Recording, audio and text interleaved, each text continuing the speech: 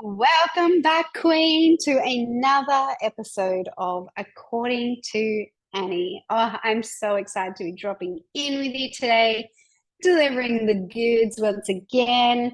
How has the start of your year been? Just take a moment to just reflect. I feel like everyone has been like, "Oh my gosh, the year has felt like it's taken off to a slow start." So, how do you feel? I would love to hear. How are you feeling about it? For me, I feel like January's definitely been like a slower month, but that's been very intentional for me. And I've loved every minute of it because I've been able to just really anchor in and drop in the way that I want the year to be. And, as you know, my word for the year is refinement. So I'm in this season right now of just absolutely refining everything that I possibly can within business, within my personal life, within my spirituality, within my friendships. Like everything is being massively refined right now, which is so fitting because I wanted to delve into this incredible topic today with you around your business and around really refining and giving yourself full permission. And I want to share with you something that I recently worked through that perhaps you will be able to mirror back to yourself, and it might give you maybe the opportunity to sit and reflect and perhaps even just redefine the way that you're doing business as well right now.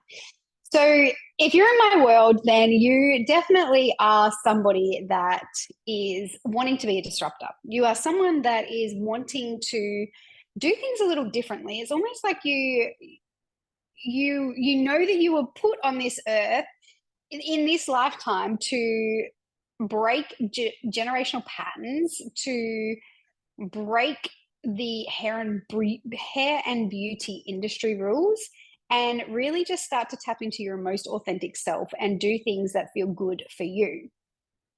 And so today's episode is really going to delve into a lot of that, those topics. And so the thing that came up for me most recently is, depending on how far back you've listened to these episodes, but I recently moved to Greece. So I have been in Greece now for over a month, and since I've arrived here, there has been a shift in the way that I show up for my clients and the business itself. And so this has been really interesting to sit in and navigate what this looks like, because the lifestyle here in Greece is so different to Australia. Like, so different. The I was going for my morning walks at like 8 a.m. and it was like dead quiet, like almost as if I was going for a walk at 5 a.m. in Australia. It is just so quiet here. The day really doesn't kick off until kind of, I would say, about 11, maybe even 12-ish. I mean, there's people around, but they definitely start off to a very slower morning, which is amazing. And I'm here for that. But what that does mean is it means that the lifestyle then goes, way into the night. And so, like, a normal dinner time here would be, 9, 10 p.m. at night. And so I've found myself just intuitively going with this new routine. And that's obviously thrown out my normal, quotation marks, my normal sleep pattern. It's thrown out, my times that I actually do my check-ins with my clients. Like, everything's kind of been a little bit thrown out. So I was feeling into this, and we're having a conversation with my beautiful OBM, my manager. And I was saying to her, like, I feel like I might need to shift my work hours around a little bit, because the hours that I'm currently working with right now are not really kind of fitting in with my body clock. Like, intuitively, my body clock is actually asking me to like sleep a little bit more through the morning and like be a bit more productive in the afternoon. And that's what I've found. And what's really interesting is I've always said that I'm definitely more of a night person. Like, I feel like I get more of my energy in the night. I feel like I'm a lot clearer in the head in the night. I feel like I am a little bit more focused at nighttime, and I just have a lot more energy. And yet, because I was in Australia, I felt like I couldn't really own all of that for myself because it just wasn't the norm. And that was really interesting to like observe that. So I kind of based my work hours around what society said was normal. Okay. Like what society said was normal business hours. So yes, I would rarely actually start work before 11 a.m. So my sacred mornings I was very devoted to my sacred mornings. So every morning there would be no work until 11 a.m. And my clients knew that they would never hear from me until 11 a.m. So if they dropped things into the Slack channel, if they had sent me an email, they'd done, wanted some feedback on something, then I wouldn't actually be in giving them any feedback or doing any coaching or any support until 11 a.m. because I have to set myself up first in order to show up the best that I can for my clients. And so they just knew that that was my boundaries that I had. But then I was in there until, 8, 9 o'clock at night. And so that was working really, really well. So none of my coaching calls were starting before 11 a.m. And that time was for me. But since moving here and then catering to my clients' time zone, because now we are, depending on where my clients are, so some are in WA, some are in New Zealand, some are in New South Wales, some are in South Australia. So like I've got clients all over Australia and New Zealand right now. And so everyone's on a different time zone. So to try and cater to all of these time zones was proving to be a little bit tricky.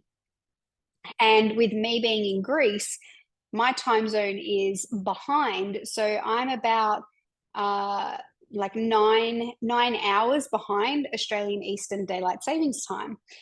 So it's a big difference. And what I was finding is that my coaching calls were actually needing to be anywhere from we were starting them at 6 a.m. and they were going through to about 1 p.m. And then I had the rest of the afternoon to do what I needed to do. But what I found with this was the mornings were, especially 6 a.m., because that means I need to get up at 5 a.m. And the mornings are my slow time. Like I actually feel really docile in the morning and I don't really feel like I comprehend a lot of what's going on. Like I really got used to that slower morning and that slower pace and that really like dropping in and like being devoted to my spiritual practices and looking after myself and really honoring myself in the morning. And so to then go from that to doing coaching calls at 6 a.m. I think we did it for about 2 weeks. And I said to my manager, I was like, no, can't do 6 a.m. It's not fair to my clientele because number one, I'm not showing up the best that I possibly can for them. And that's not fair for them. But number two, like it doesn't feel good for me. So I'm not going to do something that doesn't feel good for me. So we reshuffled the business and we started our coaching calls from 7 a.m. So that was working okay. And then we went through and we like batched, our call times. And then when we went to launch our next round of Ignite Your Salon, I was feeling into it because I was like, again, like these early morning calls are they're just not my favorite. And I just really don't want to show up at that time when I really want to take that time for myself. And so I noticed that the end of the night was when I was actually in my prime.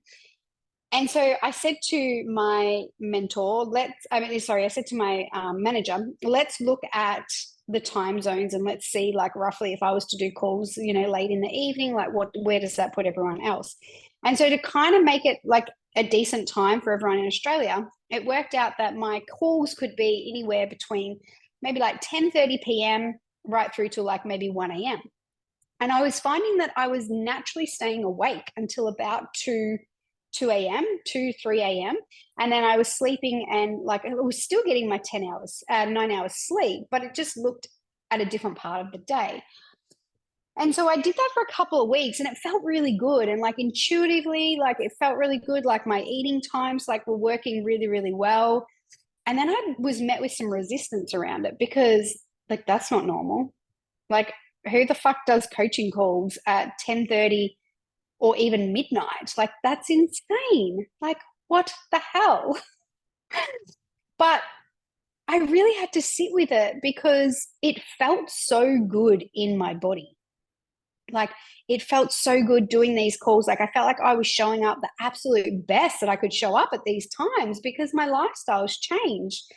But it was my mind, my logical mind, that was playing tricks on me, being like, this is not normal. What if you burn out? Like, all of the stories were coming up for me around all of this. Like, that's not good for your health. You know, you're going to throw your sleep patterns out. Like, all of the stories were literally coming up for me around all of this. And I had to sit with those stories and those beliefs as each one rose. And I sat with my journal and I deciphered every single belief that was coming up. And I was like, do I even believe this? Like, is this true? Like, will I burn out? No, because I'm so aware of what I need now. You know, like, I'm so aware of the kind of business model that I want to create. I'm so aware of when my body is starting to burn out because I've been through that.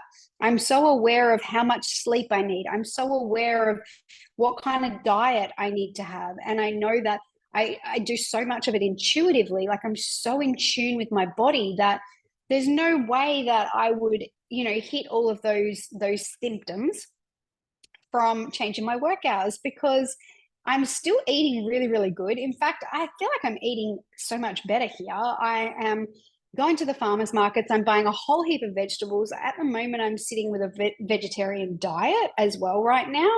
I'm cooking like pre-meals and having the fridge full of all beautiful food, fresh, wholesome food. I'm still getting my 9 hours sleep. It just is at a different time of the day. It's not from, 10 p.m. through till 7 a.m.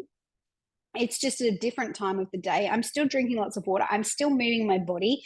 And this also is enabling me to maximize my day and get out and explore and do what it is that I want to go and see, because I've got the daylight, and then at nighttime I can come and do my work. And so I was like, this is all, like, this sounds so magical, so amazing. Like, and if my body is intuitively asking me to shift this way, then, like, why would I be resisting it?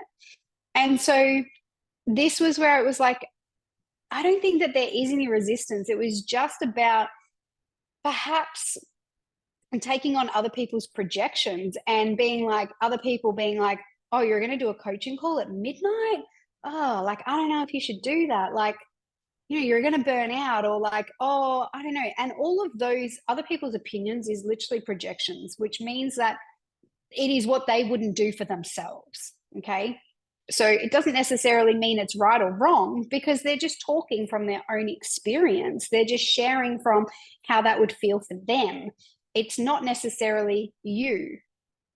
And so over the years, I've learned to trust myself and delve deep into, the things that do feel good for me, and really put those blinkers on and not be focused on what anybody else is doing or saying to me, because at the end of the day, this is my life and I am the one that knows how to best operate myself in order to help my clients and show up for my clients within my business. And so as I'm like reflecting all of this to you with what was like coming up and what was going on for me, I really invite you to think about your business right now and ponder, like, where are you letting other people's projections come into your life, into your business, that is feeling out of alignment? You are an industry disruptor. Yeah, we do things very unconventional.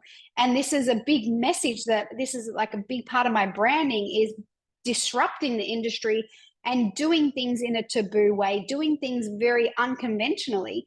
And so for me to get my own medicine in that, of like, well, this is very unconventional, creating a business model that does coaching calls at midnight. But I was like, I get to lean into this because this is literally what I teach. I teach women to create businesses that feel good, not that make sense. Businesses that feel good, because the more that you can create your business that feels good, the more likely you are to show up, the less likely you are to be resentful of the business model that you've created. And the best part about being in business is that there is no rules. No rules. You get to decide how you want this to look. And this is like even more amplified right now for me in my business, because I am tweaking some things in the background, and I'm like, there's literally no rules. Like, yes, I can talk to a few people and get a few different ideas and suggestions, but at the end of the day, it really falls back to me and what feels good for me and how do I want this to look. And I think we take that for granted. I think we generally take how incredible this opportunity is of being a business owner. And you literally get to create it however you want to, whether that's having a sleep in and not opening the salon at 9 a.m., whether that's you want to be home for dinner every single night and you want to close the salon at 4 p.m. Maybe you only want to work 3 full days and they're 12-hour days and you take a 4-day weekend. Like, you literally get to create this business however you want to create it. Like, be unconventional. In fact, I want you to be unconventional, because I want you to create something that does not make sense. I want you to challenge your beliefs around what it looks like to be in business. I want you to challenge your belief around what work hours should be. Like, this is the power of being able to reprogram our mindset and do all of this deeper inner work that we get to do. So I really invite you to sit with that, because you're not here to subscribe to society's ways of doing business. Yeah, we throw the rule book out in my world, and we create our own rules that do feel like super good for us. So I really invite you to grab your journal out and sit and reflect, like, how is my current business model? Where am I taking other people's projections about how business should look? And what is it that I actually want to create? And how can I lean into that? Yeah, like, really sit with those questions and go back and use that time and space. Light a candle, be intentional. Yeah, like, I didn't give you these journal prompts just so that you can quickly like scribble out 2 lines. Like, you are intentionally creating the dreams, the dream of your life, the dream of your life, the life of your dreams. Literally creating the life of your dreams. Don't take that shit for granted. Like, be intentional, set the space, light your sage, light your incense, grab your journal, make a cacao or a cuppa, or if you're a glass of wine kind of gal, like, whatever it is that feels good for you.